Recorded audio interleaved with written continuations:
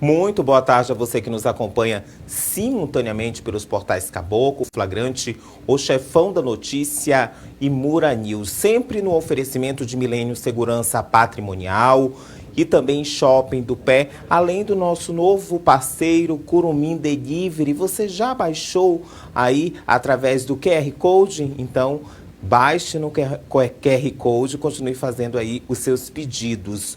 No nosso boletim da tarde desta terça-feira, nós trazemos aí um resumo de tudo o que aconteceu na capital amazonense, o transtorno principalmente causado pela chuva. Foram aí registrados mais de 10 ocorrências na capital de desmoronamento de residências, muro e também afundamento de uma principal via aqui da capital amazonense. A gente já começa com uma notícia nacional a respeito da vacina aí para prevenir aí e tentar aí conter essa pandemia da Covid-19 aí do Instituto Butantan, que anunciou que testes da Coronavac aí chegaram à fase final, ou seja, estão aí em prazo com quase vencidos. Portanto, eles estão aí muito preocupados com essa questão dessas vacinas que estão aí quase vencidas, né? As informações são do governo de São Paulo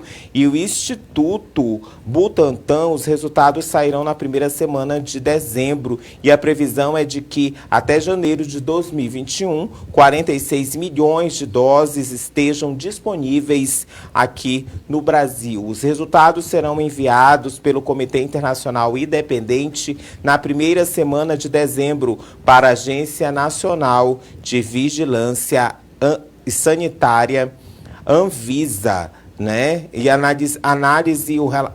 estão analisando o relatório para a verificação desta vacina. Os testes no Brasil estão sendo coordenados desde julho pelo Butantan em 16 centros de pesquisa científica espalhados em 7 estados brasileiros e no Distrito Federal, com aproximadamente 13 mil voluntários. 13 mil voluntários envolvidos na última semana e o primeiro lote com 120 mil doses que já chegou a São Paulo na última terça-feira e, portanto, agora eles aguardam tudo isso. A concorrente Moderna, a outra empresa de vacinas, a concorrente Moderna, divulgou na segunda 16 dados preliminares para a sua vacina, mostrando eficácia semelhante à da Coronavac, aí, que é a vacina aí produzida pelo Butantan. Então vamos aguardar aí qual vai ser o desfecho da situação dessas vacinas aí com esses institutos que estão aí providenciando as vacinas para que a gente possa conter a pandemia aí da Covid-19. No nosso giro aqui na capital amazonense, nós trazemos também um destaque de um homem que foi morto a facadas na zona centro-oeste de Manaus. Você vê aí a imagem desse homem, identificado como Hélio Santana dos Santos, vulgo Cuscuz, de 44 anos de idade. Ele teria sido morto na madrugada, né, aí por diversos golpes de faca, né, diversas facadas, ali na Avenida Desembargador João Machado, no Conjunto Belvedere, no bairro Planalto, na zona centro-oeste de Manaus. A vítima foi morta mais ou menos por 4h30 da manhã, portanto na madrugada, após se envolver em uma briga com um homem não identificado que o agrediu fisicamente depois de desferir diversos golpes de faca no homem, levando ele a óbito. Os policiais da 17ª Companhia Interativa Comunitária foram acionados, mas quando chegaram ao local, o homem já estava sem vida, né? Também eles chamaram o SAMU e o SAMU não conseguiu salvar o homem. O corpo foi removido para o Instituto Médico Legal e o caso segue sendo investigado pela Delegacia Especializada em Homicídios e Sequestros. Uma outra situação que aconteceu na capital amazonense foi o registro de uma residência que foi incendiada, né? Um fogo aí, um mistério, né, no incêndio desta residência, ali na colônia Antônio Aleixo, portanto, zona rural aqui da capital amazonense. Essa residência acabou sendo incendiada e misteriosamente a família aguarda ainda a perícia aí para saber quais foram as causas desse incêndio que acabou destruindo completamente a casa. A gente tem até o vídeo aí para mostrar para você como ficou esta residência totalmente destruída. Esse incêndio aconteceu ali no bairro Colônia Antônio Aleixo, na zona leste de Manaus, como eu já havia falado, e o Corpo de Bombeiros que atendeu a ocorrência. A casa media 3 por 4 de comprimento, e pelo fato de não atingir residências vizinhas, graças a Deus, não houve nenhum morador, nenhum ferido, portanto, somente as pessoas que moravam na residência saíram com a roupa do corpo, né? Portanto, nenhum ferido, mas a casa ficou totalmente destruída. Essa família agora espera o auxílio da prefeitura e através do município, da assistência social, para um aluguel social. A gente continua com os nossos destaques, que mostra ainda que a Força Tática prendeu 3 homens aí após uma tentativa, após aí roubarem aí os funcionários terceirizados da Amazonas Energia. Esses funcionários, as pessoas que andam aí nas ruas de Manaus fazendo um serviço terceirizado, prestando um serviço terceirizado para a concessionária Amazonas Energia. Esses homens foram presos aí, acusados de assaltarem esses funcionários dessa terceirizada. Eles foram presos ali na rua Del Valle, no bairro Alfredo Nascimento, na zona norte de Manaus, após as vítimas fazerem essa denúncia, né, no 6º Distrito Integrado de Polícia. Portanto, a polícia, por sua vez, foi fazer aí um patrulhamento de rotina e acabou encontrando esses 3 indivíduos que foram presos em flagrante. As vítimas, por sua vez, prestaram esclarecimento e reconheceram. Esses homens agora eles estão lá em uma das celas do 6º Distrito Integrado de Polícia, aguardando a justiça. O nosso próximo destaque é que é mais um assalto que foi registrado, mais um assalto registrado em ônibus. E dessa vez o ladrão se deu mal, viu, gente? Vamos ver a imagem de como ele ficou. Você vê aí o ladrão, o assaltante, portanto, desculpa, o assaltante aí foi pego pela população, pelos passageiros, durante essa tentativa de assalto a este ônibus, e ele foi guinchado. Foi aí, você vê que ele está bastante machucado, e os policiais da 1ª Companhia Interativa Comunitária atenderam esta ocorrência. A linha do ônibus que foi atacada por ele foi a 604, ali na Avenida Castelo Branco, Avenida Castelo Branco, bairro Cachoeirinha, na zona sul de Manaus. Ele acabou sendo aí contido pelos passageiros e os policiais militares foram chamados aí e acabaram prendendo este homem em flagrante. Ele foi levado ao 1º Distrito Integrado de Polícia, ali na Praça 14 de Janeiro, e agora está à disposição da Justiça. Agora sim, a situação de mais um homem, mais um assaltante preso na tentativa, tentou aí roubar um motorista de aplicativo, não teve sucesso e acabou sendo preso. Nós temos imagens aí, né? Olha aí a faca, inclusive a faca que ele usou. Esses policiais militares da 6ª Companhia Interativa Comunitária conseguiram prender este homem que se passou por passageiro para assaltar um motorista de aplicativo que não teve o nome identificado. E isso aconteceu ali na comunidade Vale do Sinai, bairro Cidade Nova, na zona norte da capital. E os policiais, felizmente, conseguiram deter mais esse assaltante de 30 anos, portanto, o assaltante tinha 30 anos de idade, né, que foi preso aí com facas, ameaçando esse motorista de aplicativo. Ele foi apresentado ao 6º Distrito Integrado de Polícia e está aguardando agora, está à disposição da Justiça. A gente espera que a justiça seja feita e que mais esses assaltantes saiam aí, sejam banidos da sociedade, para deixar os pais de famílias de motoristas de aplicativo trabalharem em paz. Uma outra situação complicada é que hoje você presenciou aqui na capital muitas horas de chuva. Nós tivemos muitas situações aí por conta da chuva, ocasionadas pela chuva. Então, nós tivemos, inclusive, o desmoronamento, o afundamento de uma rua ali na Avenida Mário Ipiranga Monteiro, portanto, no sentido centro-bairro. A gente lembra você que é no sentido centro-bairro.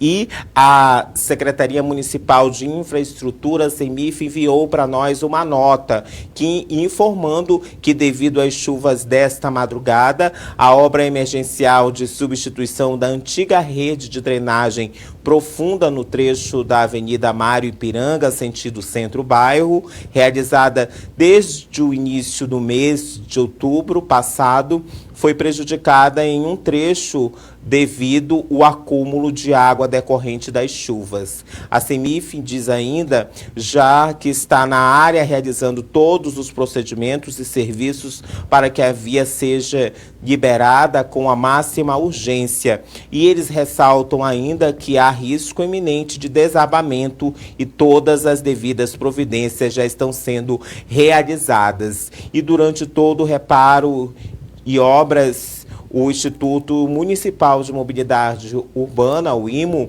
orientará o tráfego. Sobre essa questão do tráfego, o Instituto Municipal de Mobilidade Urbana, o IMO, também enviou uma nota e diz o seguinte, que o trecho da Avenida Mário Ipiranga Monteiro, faixa no sentido centro-bairro, no trecho em frente ao Fazendário Clube, está interditado para a obra emergencial de recuperação do pavimento.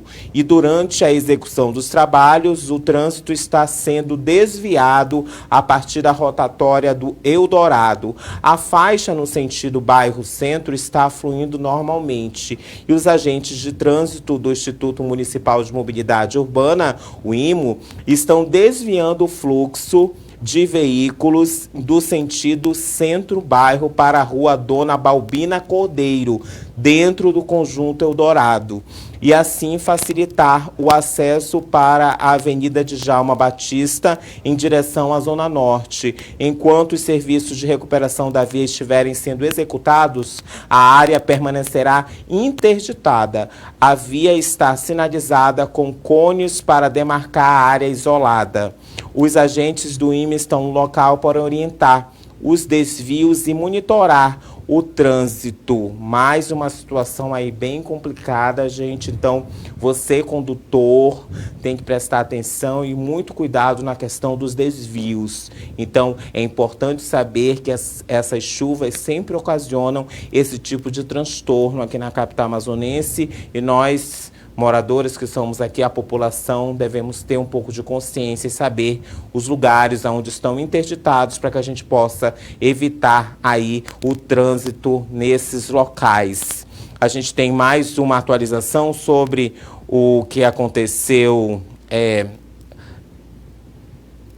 as ocorrências que foram aí registradas. Sim, um caos no trânsito também. Uma outra informação que nos chega foi o tombamento de um micro-ônibus ali na Avenida Altasmirim. Também durante a chuva a pista estava escorregadia e um micro-ônibus de uma empresa particular que presta serviço aí de rota de transporte para uma empresa no Polo Industrial de Manaus acabou capotando. Felizmente, só o motorista sofreu alguns ferimentos leves, não tinha nenhum passageiro, portanto, ninguém ficou ferido. Os agentes do IMO estavam lá e conseguiram organizar o trânsito. A gente lembra que isso causou também um grande congestionamento lá na Avenida Altasmirim, Zona Leste de Manaus, ali próximo à rotatória do Armando Mendes, popularmente conhecida como Avenida Grande Circular. E a Defesa Civil do Amazonas, ela acabou registrando 10 ocorrências durante essa chuva, entre desmoronamentos, afundamento de vias e desmoronamento de muro. Então, eles estão nas ruas trabalhando aí, fazendo toda essa movimentação aí para tentar minimizar todas essas situações que as chuvas aí ocasionaram durante esse tempo todo de chuva, e a previsão de tempo ainda aponta mais chuvas aqui na capital amazonense. E uma outra informação é que o prefeito de Manaus, Arthur Virgínio Neto, vai fazer o repasse do Fundeb para os professores. E isso deve acontecer agora, né? Deve acontecer agora, a partir dessa segunda-feira. Ele confirmou, inclusive, na segunda-feira, dia 23, que vai fazer esse repasse do 14º e 15º salários para professores da rede municipal. Ou seja, esse repasse é a sobra de recursos do Fundo de Manutenção e Desenvolvimento da Educação Básica, o Fundeb, a categoria. E a informação foi confirmada após a reunião com gestores da Secretaria Municipal de Educação, SEMED, e o prefeito disse ainda que a medida é mais um reconhecimento aos professores das escolas municipais. Portanto, Arthur Virgínio Neto, o prefeito de Manaus, confirmou que vai fazer o pagamento do 14º e 15º salários, que são sobras aí do Fundeb para os professores da rede municipal de ensino, e a gente também aponta essa informação aqui. Uma outra situação, e dessa vez o nosso destaque de política, foi uma decisão, curiosamente, que saiu do STF, o Superior Tribunal Federal, a STF, que suspendeu o foro privilegiado de defensores e procuradores. Portanto, o Supremo entendeu que a Constituição Estadual não pode, de forma discricionária, estender o foro por prerrogativa de função a autoridades não apontados pela Constituição da República. Então, e o Supremo Tribunal Federal, então, referendou a medida cautelar concedida pelo relator da ação direta de inconstitucionalidade, ministro Luiz Roberto Barroso, que negou o foro privilegiado a defensores públicos do Pará e de Rondônia, além de defensores públicos e procuradores do Amazonas e de Alagoas, além de defensor público geral e chefe-geral da Polícia Civil de Pernambuco. E esse julgamento foi unânime, foi julgado em um plenário virtual e foi unânime. O Supremo suspendeu, portanto, o foro privilegiado dos defensores, procuradores e chefe de polícia desses 5 estados. Repito, estados: Amazonas, Pará, Rondônia e Alagoas. A gente lembra você, então, esses estados estão com o foro privilegiado aí suspenso por essa decisão do STF. A gente continua levando para você muita informação aqui pelo Boletim da Tarde desta terça-feira, que leva para você muita informação, sempre no oferecimento de Milênio Segurança Patrimonial, Shop do Pé e Curumim Delivery, o seu aplicativo de fast food. Então é só você baixar lá pelo QR Code e também fazer o seu pedido aí e lanchar à vontade. A gente continua aqui. O eleitor não pode ser preso a partir desta terça-feira. Mais uma decisão aí que houve. A gente tem uma foto ilustrativa, produção desse, não? Então, gente, é mais uma decisão. O eleitor não pode ser preso. A gente lembra que a eleição do segundo turno é agora no próximo dia 29, portanto, e ele não pode ser preso a partir de terça-feira, portanto, hoje, são restrição à detenção que vai até 48 horas após o segundo turno. Os eleitores que moram nas cidades que terão segundo turno das eleições municipais não podem ser presos a partir de hoje, terça-feira.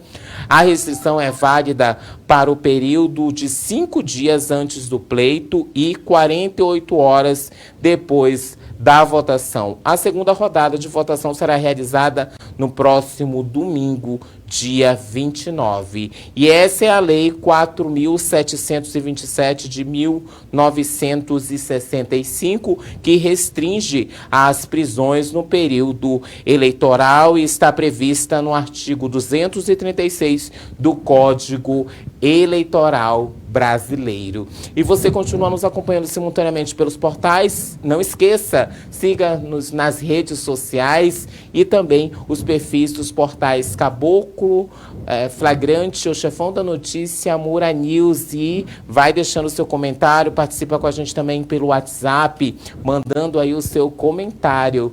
Sempre no oferecimento de Milênio Segurança Patrimonial, Shop do Pé, Curumim Delivery. Então nós continuamos levando para você muita informação. Todas as informações aqui faladas estão nos portais, nas matérias publicadas, e você pode ir lá acessar, clicar e se informar mais acessando os nossos portais. O Boletim da Tarde desta terça-feira fica por aqui. Nós voltamos amanhã com muita informação.